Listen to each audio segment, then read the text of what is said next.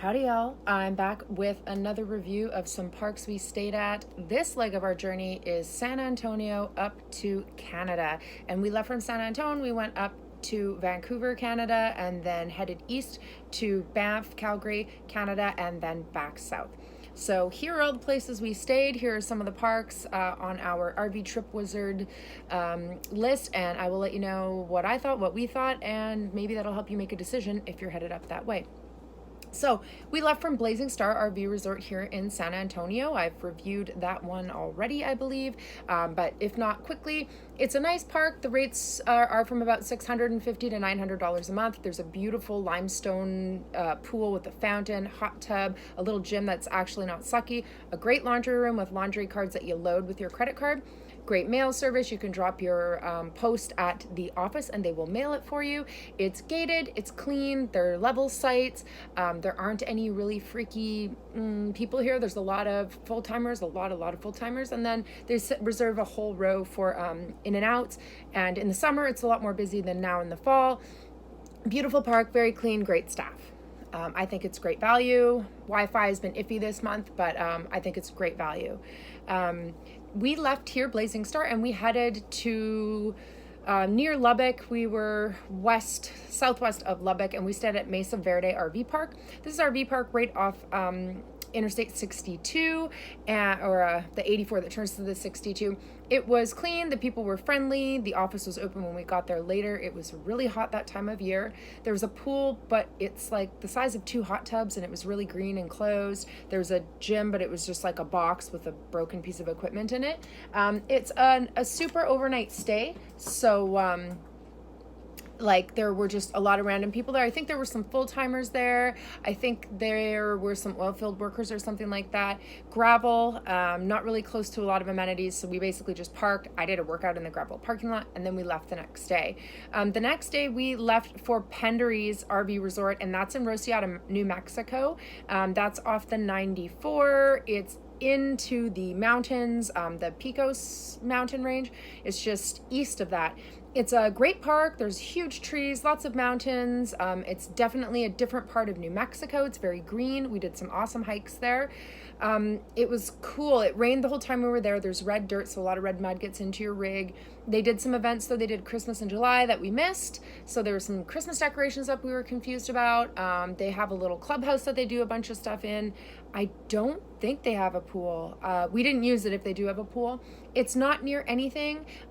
Getting to it, you do have to be careful. You should switch to Google Maps because you will go past it, and it's hard when you are 35 feet long with a toad to turn around. There is a little turnaround if you miss it.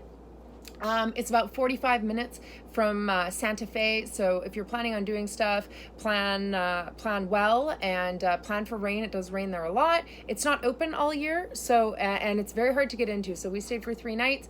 We enjoyed ourselves, but we were happy to get out of the cold, which seemed to be a theme for the trip. So 3 nights there, then we traveled 458 miles with an injury to the RV at that point to Moab Valley RV Resort. And I chose this one because it was right on the edge of Arches National Park. The last time we were in Moab, we didn't get to do all the hiking we wanted to do, so I wanted to stay close to the hiking and the off-roading and the river and everything like that. This place is biking distance into town. I found a really nice community center to do workouts in, so I rode my bike there. It was really, really hot. They have a pool. It's really overloaded with people. Moab's a super tourist destination, so it was kind of annoying. A lot of transients, a lot of 1-800-RV for rent, C-classes there, in and out. It's just basically a gravel pad surrounded by a fence. It's pretty large. There's a lot of tenting on one side. The people in the office are super friendly, and then it's right off the highway for you to come and go and do whatever you want to do there in Moab. I think the price is okay. The connectivity was okay. I got to some off-roading in about 12 minutes drive. Jeff worked the entire time we were there. We had a generator. We were running our air conditioner, and the generator started a fire in the back of the rig, and so we had a repair company come right to the park there, and they're pretty close. So if you're looking for repairs in Moab, let me know. We used a pretty good guy. And yeah, that was Moab Valley RV Resort. I have in here that we stayed at a Cracker Barrel the next night, but I happen to know for a fact we didn't. Utah. Oh, we were supposed to stay at a Cracker Barrel that night, somewhere near Provo, which is just outside, that Salt Lake City. What happened was we started driving, and then there was a massive storm and mudslide, and it knocked off like 5 semis were buried in mud. It took out some rail, and so we were stuck on the side of the road for the night of August 9th. So I have no reviews. We stayed on the side of a road with about 10 rigs or more, and then we turned around in the morning and took the long way around to Trail Break RV Park in Glenns Ferry, Idaho. Glenns Ferry has not much going on. There's a winery there. If you want to know more about the winery, let me know. We had a terrible experience there. They also have a little RV park across from the winery, but we did not stay there. We stayed at Trail Break RV Park. The nice thing about this place was they have pull-throughs, so we didn't have to disconnect, but we did because we thought we were going to a winery for the night. They have a little yard in the back, so we could throw the frisbee for Frida, our larger dog, and they weren't really close to a ton, but it was good just for a one-nighter. The people were friendly. They come to the office when in need be. They live in a tiny house on the property. There were, I think, some full-timers there, but really it's a one-night stop. Glenns Ferry off the Snake River, I believe it's called, and it was good enough, clean. I think it was $20 or $25. Great place to stop. And then we made it up to Cle Elum, Washington State. That was a 487-mile day. And at that point, I think we got an injury. We had something blow with our engine. A hose came off, and so the exhaust was, I don't know, weird. We had some injuries that trip. But we made it to Cle Elum. The weather was really crappy. This RV park, Whispering Pines RV Park, it was really busy. There's a big river that runs next to it, but then there's an interstate that runs across it, Interstate 90, and there were a lot of people there. It was rainy. They were mostly weekenders, and they were having some party or whatever. They looked like a big family get-together. There was no pool. There was a pond that some kids were throwing a fishing rod into. It was very green. It was clean. The site we were in was kind of weird, janky, jammed in on the side, kind of looked like an afterthought. Pardon me, but yeah, we didn't have to unhook there either, but we did because we needed to go into town to go shopping. Town is a couple minutes away. There's a Safeway there that you can get liquor. There's a bit of historical stuff to see there, but really we were there for one night and we were crossing the border. It worked out perfectly. It's not a crazy approach. Everything about it is fine. Then we drove across the border, Aldergrove or Abbotsford, BC, we ended up going to Fort Langley, which was across the river from where I grew up as a kid. And we booked Fort Camping. It's called the Fort Camping. It's Bray Island Park. It's basically a little tiny island in the middle of a pretty wide river. We stayed there for 2 weeks. The park is very heavily treed. There is a pool, but we didn't go in it because it was cold the whole time.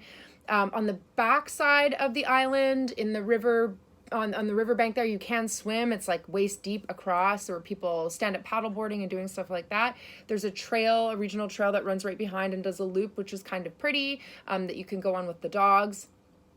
It's got a lot of campsites.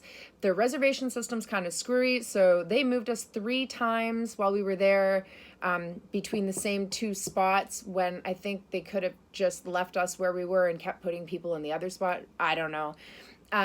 If you don't want to take your rig, you're walking distance into Fort Langley, cute little shopping strip. There's sushi restaurants, a couple of restaurants with vegan options as well, pubs with pub grub, some nice little boutique stores, liquor store, coffee shops, all that you need. And then you're pretty close to the highway.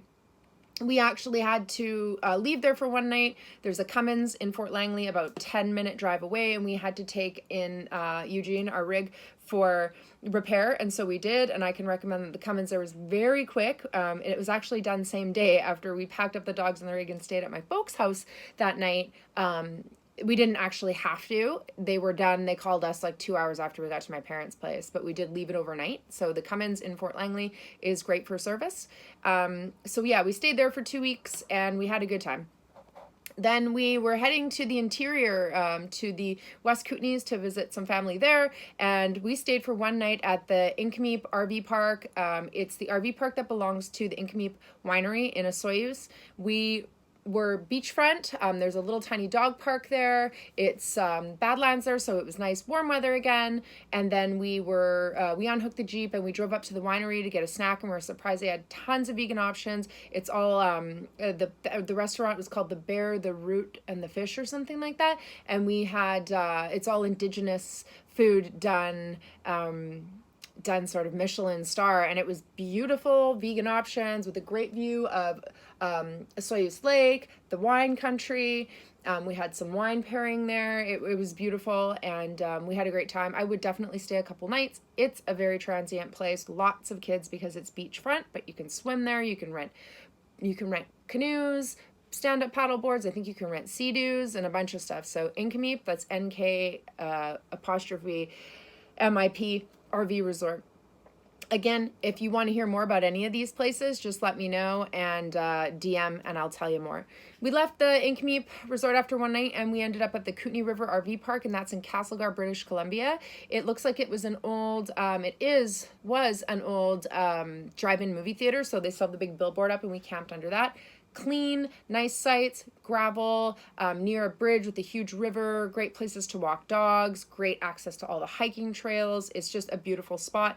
We were there for 7 nights and we really liked it there. If we go back to the Kootenays ever, which I'm not sure we'll do the Canada trips anymore with the bus, we would definitely recommend staying there. Friendly staff, great rates. It's close to the university or college there where there's a gym.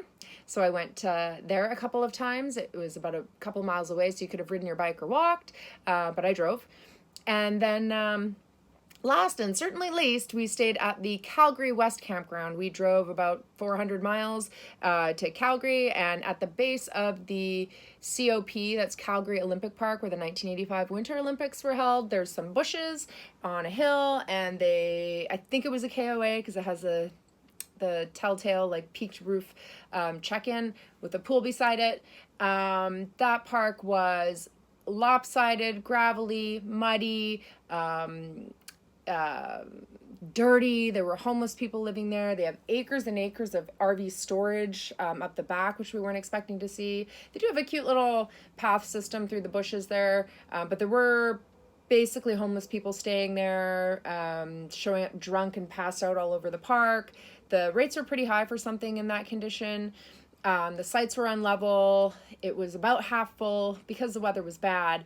Access to downtown, I mean, we were like a $20 Uber back and forth, so that was okay. We'd lived there before, so we just used that time to head up into the mountains and do some hiking in the Kananaskis country. And then Jeff got injured, and so we kind of had to stop all of that. But it's a decent location. I wouldn't stay more than a couple nights. I think we stayed 9 nights. It was yucky. So I wouldn't recommend staying there, although that's the closest RV park you're going to get to the city. So if you need to be there for business as we did, that's where you're going to have to stay. Connectivity issues, none. Everything was pretty good.